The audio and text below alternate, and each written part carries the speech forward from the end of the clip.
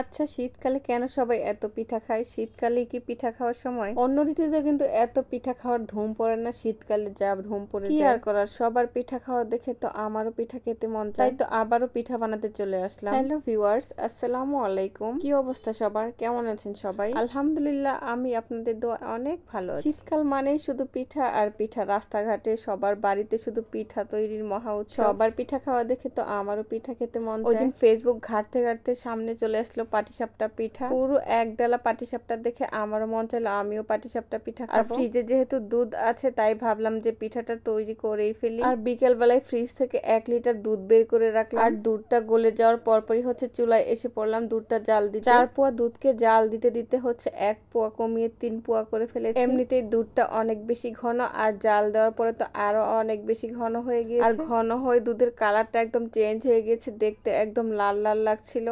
এইরকম দুধ দিয়ে খিরসা বানালে কিন্তু অনেক মজা হয়। এদিকে তো আরো বেশি টেস্টি করার জন্য আমি এই দুধের মধ্যে আরো গুঁড়া দুধও দিয়ে দিয়েছি। আর গুঁড়া দুধের প্যাকেটটা কেটে একদম সরাসরি দুধের মধ্যে দিয়ে দিয়েছি। গুঁড়া দুধের অনেক সুন্দর একটা স্মেল থাকার কারণে খিরসা খেতে কিন্তু আরো বেশি ভালো লাগে। পাটিসাপটার খিরসা মজা হলে পাটিসাপটা পিঠা খেতে অনেক বেশি ভালো লাগে। গুঁড়া দুধটা ঢেলে দেওয়ার পর খুব তাড়াহুড়া করে হচ্ছে আমি চামচ দিয়ে অনেক ভালোভাবে নেড়ে নিয়েছিলাম, তা না হলে হচ্ছে গুঁড়া দুধগুলো দলা পেকে যেতে পারে। এভাবে করে আমি অনেকক্ষণ নেড়ে নিয়েছিলাম যাতে করে কোনো প্রকার দলা না থাকে দুধের মধ্যে। আর এই তো দুধ জাল দেওয়া কমপ্লিট, ভালো করে নেড়ে নিয়েছি। আর এখন এরই মধ্যে হচ্ছে চিনি দিয়ে দিব পরিমাণ মতো। আর চিনি দেওয়া শেষ হওয়ার পর এখন হচ্ছে সুজি দিয়ে দিব। আর চালের সুজিটা আজকে আমি নিজেই বানিয়েছি ঘরে। পোলাওয়ের চাল ভালো করে ধুয়ে একটা চালনিতে একদম ঝরিয়ে দিয়ে শুকনো শুকনো করে রেখেছিলাম। আর সেই চালগুলো ব্লেন্ডারে ভাঙিয়ে একদম গুঁড়ো করে ফেলেছিলাম। আর সেই পোলাওয়ের চালের সুজি দিয়ে হচ্ছে আজকে খিরসাটা তৈরি করছি। সুজি দুধে দেওয়ার আগে হচ্ছে আমি ঘি দিয়ে ভালো করে ভেজে নিয়েছিলাম একদম লাল লাল করে। এদিকে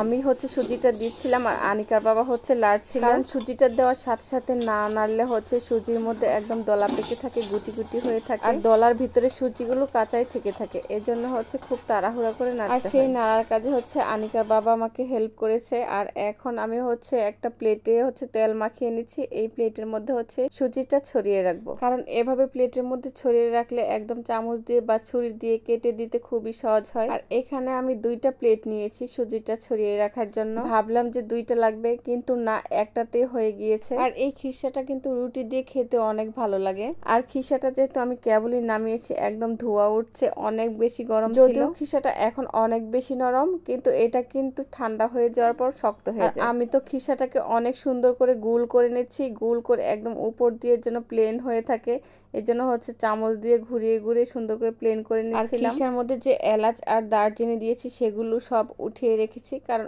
ওগুলার হচ্ছে এখন আর দরকার নেই সেই জন্য। আর এখন তো খিরসাটাকে সুন্দর করে রেডি করে ফেলেছি প্লেটের মধ্যে।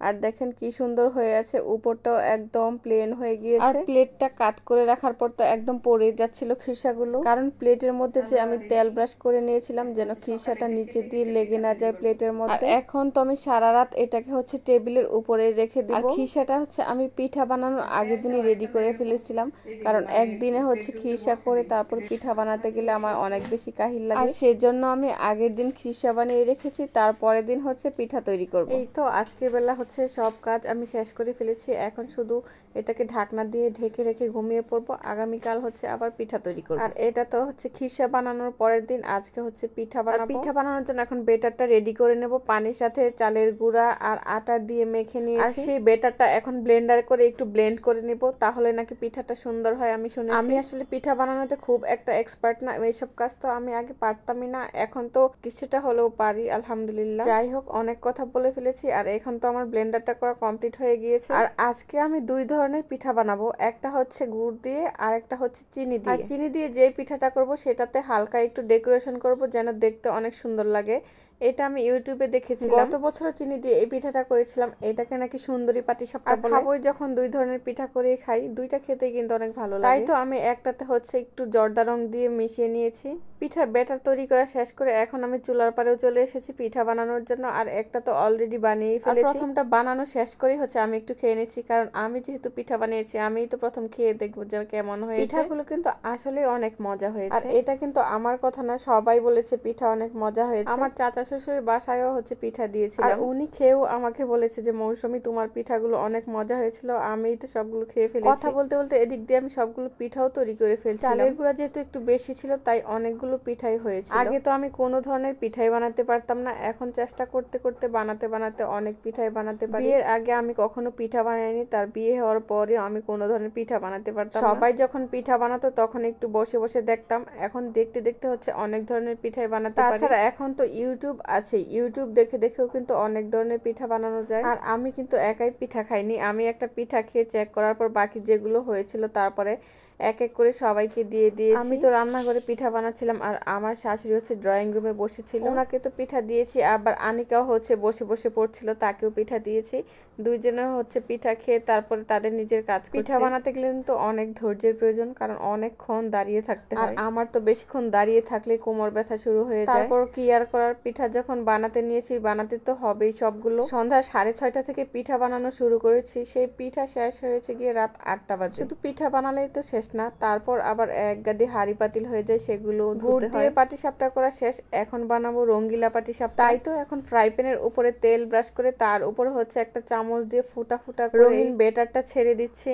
প্রথম পিঠাটা হালকা একটু পুড়ে গিয়েছিল, আমি বুঝতে পারিনি, তুলতে একটু দেরি হয়ে গেছে। তারপর দ্বিতীয় যে পিঠাটা দিয়েছিলাম সেটা আবার অনেক সুন্দর হয়েছিল। একটা শেষ করে এখন আরেকটা পিঠা দিয়ে নিয়েছি, এখন দেখি পিঠাটা কেমন হয়। এবার তো আমি খুব ভালো করে বানাবো, এর আগেরটা যেহেতু পুড়ে গেছে তাই আমি এবার বেশ সতর্ক হয়ে গিয়েছি। আর এখন ফ্রাই প্যানে চালের গুঁড়াটা দিয়ে হচ্ছে ভালোভাবে ঘুরিয়ে সুন্দর করে গোল করে নিয়েছি। আর এখন তো খিসাটা দিয়ে দিব, খিসাটা ভালোভাবে দিয়ে তারপর হচ্ছে এটাকে সুন্দর করে একটা রোল করে নিব। আর এবারের পিঠাটা কিন্তু অনেক সুন্দর হয়েছে, একদম উপরের যে গোল গোল বলগুলো সেটা সুন্দর দেখা যাচ্ছিল, এটা হচ্ছে একটু পুড়ে যায়। যদি পিঠাটা পুড়ে যায় তাহলে এটা হচ্ছে ভালোভাবে বোঝা যায় না, যে রংটা সেটা হচ্ছে কালো কালো হয়ে যায়। তাই রঙ্গিলা পাটিসাপটা বানাতে গেলে একটু সাদা সাদা অবস্থায় হচ্ছে এটা উঠিয়ে নিতে হয়। আর এই তো এখন আমার সবগুলো পিঠা বানানো শেষ হয়ে গেছে, আমরা কিন্তু অনেকগুলো পিঠা খেয়েও ফেলেছি।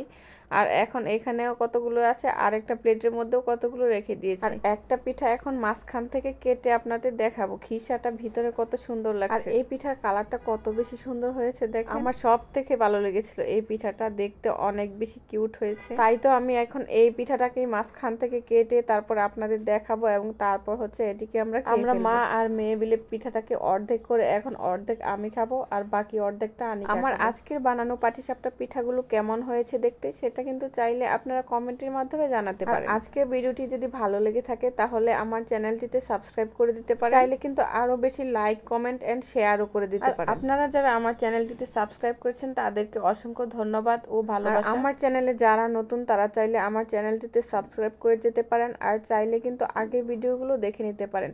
আশা করি ভালো লাগবে। আর আজকের ভিডিওটি এই পর্যন্তই থাকবে, সবাই অনেক বেশি ভালো থাকবেন, সুস্থ থাকবেন। আসসালামু আলাইকুম, আল্লাহ হাফেজ, থ্যাঙ্কস ফর ওয়াচিং।